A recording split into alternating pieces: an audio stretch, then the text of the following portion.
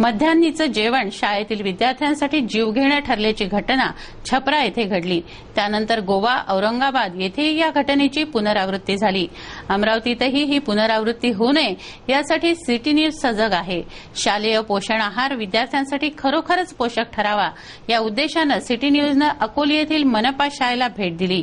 City न्यूजची team येथे पोहोचताच मनपातील जबाबदार वर्ग व शाळा व्यवस्थापनाची दाणादाण उडाली।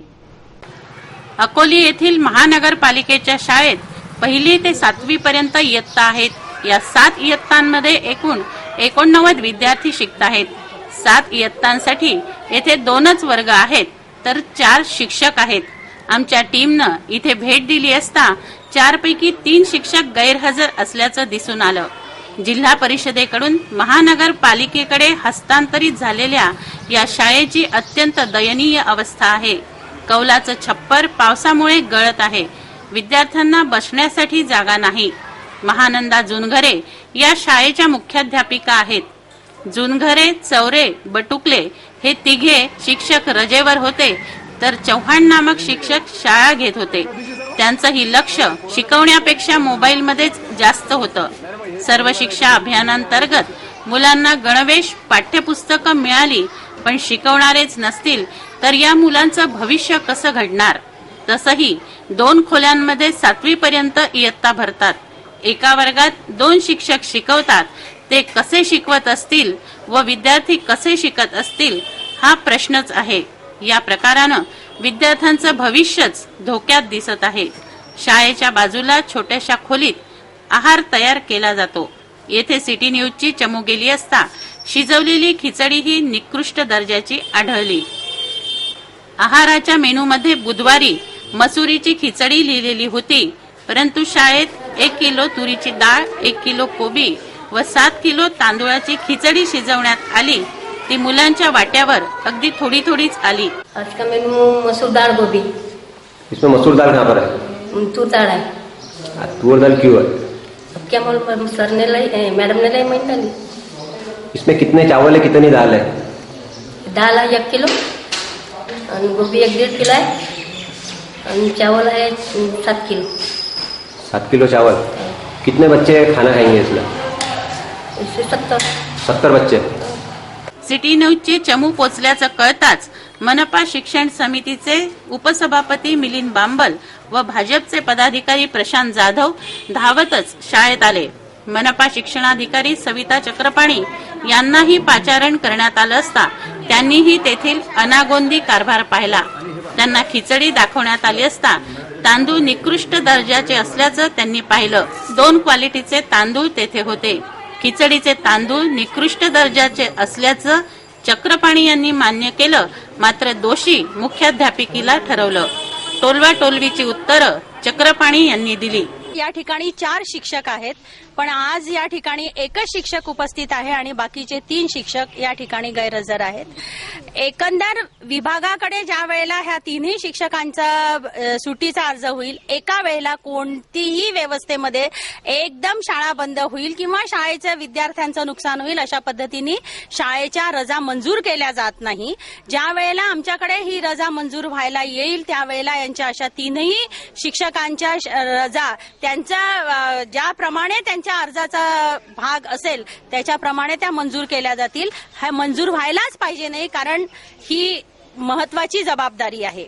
दुसरा भाग, या ठिकाणी ज्या वेळेला शालेय पोषण आहाराच्या बाबतीतलं ज्या वेळेला तांदळाचं निरीक्षण करण्यात आलं, महाराष्ट्र फेडरेशनकडनं या ठिकाणी शासनाकडनं आम्हाला तांदूळ उपलब्ध होतो आणि त्याच्यानंतर या ठिकाणी शालेय पोषण आहार दिला जातो।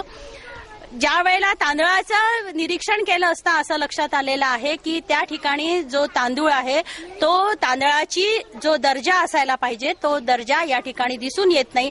तर याच्याबद्दलची जी तक्रार आहे ती तक्रार वरच्या लेव्हलपर्यंत तांदूळ अशा पद्धतीचा पुरवला जातो अशा पद्धतीची आम्ही करण्यात येईल। सगळ्यात महत्त्वाची गोष्ट अशी आहे की ज्या वेळेला तांदूळ या ठिकाणी शाळेला पुरवला जातो त्यावेळेला शालेय पोषण आहाराची जबाबदारी ही संपूर्ण शाळेचे मुख्याध्यापक आणि व्यवस्थापन समिती यांची असते। मुख्याध्यापिकेने ज्या वेळेला हा तांदूळ या ठिकाणी उतरवला गेला त्यावेळेला याचं निरीक्षण करूनच तो उतरवून घ्यायला पाहिजे होता। त्या पद्धतीची पद्धत इथे झालेली दिसत नाही. त्याबद्दल सुद्धा मुख्याध्यापकाला विचारणा करण्यात येईल. क्या कारवाई होंगी मैडम मुख्याधिकारी?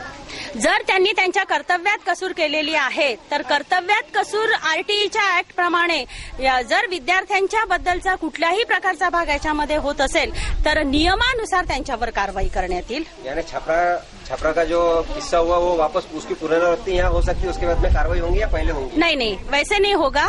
ये कारण है कि मैं रोज 5 या 6 स्कूल में खुद जाके वहाँ की जो शालेय पोषण आहार है उसका खुद खा के देख रही हूँ, तो ये यहाँ नहीं होगा. इसकी हम पूरे खिचड़ी की क्वालिटी देखिए, उस पर क्या बोलेंगे आप?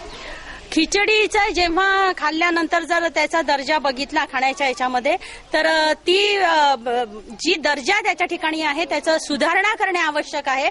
आणि सोमवार ते शनिवारपर्यंतचा असलेला जो मेनू आहे रोज ज्या पद्धतीने द्यायला पाहिजे त्या पद्धतीने या ठिकाणी दिलेला दिसत नाही.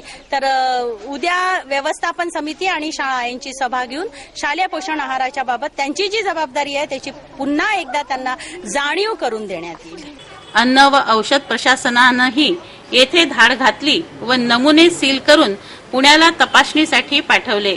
जो स्टॉक है चावल का जिससे खिचड़ी बनाई जाती है उसका एक हम सैंपल लेंगे और वो जांचने को लेबोरेटरी को भेजेंगे और उसका विश्लेषण अहवाल आने के बाद में आगे की कार्रवाई करेंगे. आगे की कार्रवाई क्या होती है निश्चित रूप से? आगे की कार्रवाई वो रिपोर्ट के अनुसार सेफ है अनसेफ है सब स्टैंडर्ड है, उस हिसाब से कार्रवाई जो आएगा जैसा रिपोर्ट आएगा उस हिसाब से कार्रवाई होगी. या तपासणीच्या अहवालानंतर कारवाई होईल, मात्र थेट कारवाई होईल का असं विचारलं असता शिक्षणाधिकाऱ्यांनी उत्तर दिलं नाही. फौजदारी कारवाई करू असं शिक्षण समितीचे उपसभापती मिलिंद बांबल यांनी म्हटलं, पण ही कारवाई होणार केव्हा? विद्यार्थ्यांचा जीव गेल्यावर की खबरदारी म्हणून? पण मी माझ्या पद्धतीने त्यांच्यावर फौजदारी गुन्हे दाखल करून त्यांच्यावर पोलीस कारवाई निश्चित करून त्यांच्यावर मोठ्यात मोठे कारवाई या दृष्टीने केल्या जाईल. कारण की हा गोरगरीब विद्यार्थ्यांच्या भविष्याचा खेळ आहे, भविष्याची खेळण्याचा प्रयत्न होत आहे. आणि मला जे आता आम्ही तांदूळ पाहिले शासनाकडून जो तांदूळ इथे येतो आणि याचा जो ठेकेदार आहे तो ठेकेदार आहे त्याच्याबद्दल पूर्ण माहिती घेऊन तो कोणत्या रेटने येते, आज तांदूळाचा सॅम्पल आम्ही घेतला आणि तो कोणत्या रेटने इथे तांदूळ पुरवत आहे याच्यात जर तफावत आढळली तर त्याच्यावर सुद्धा आम्ही फौजदारी गुन्हे दाखल करणार आहे जो कॉन्ट्रॅक्टर आहे. कारण की गोरगरीब विद्यार्थ्यांच्या भविष्याशी खेळण्याचा कोणी प्रयत्न जर मनपा शाळेमध्ये केला तर त्याच्यावर तर प्रशासन वेगळी कारवाई करेल, पण आम्ही आमच्या पद्धतीने त्याच्यावर फौजदारी गुन्हे दाखल करू. आणि येणाऱ्या काळामध्ये मी सर्व शाळेतील शालेय पोषण आहारचे जे कंत्राटदार आहे त्यांना सांगू इच्छितो की त्यांनी आपापल्या कामामध्ये दक्ष राहावे आणि कोणी जर मला सापडलं पोषण आहारमध्ये भ्रष्टाचार करताना तर त्याला मी सोडणार नाही, एवढे त्यांनी आपल्या गाठीची गाठ बांधून ठेवावी. पालकांनीही याकडे लक्ष देण्याचं आवाहन सिटी न्यूज करत आहे. पालकांना अनियमितता आढळल्यास त्यांनी सिटी न्यूजशी 9403620111 या क्रमांकावर संपर्क साधावा. त्यांचं नाव गुप्त ठेवण्यात येईल.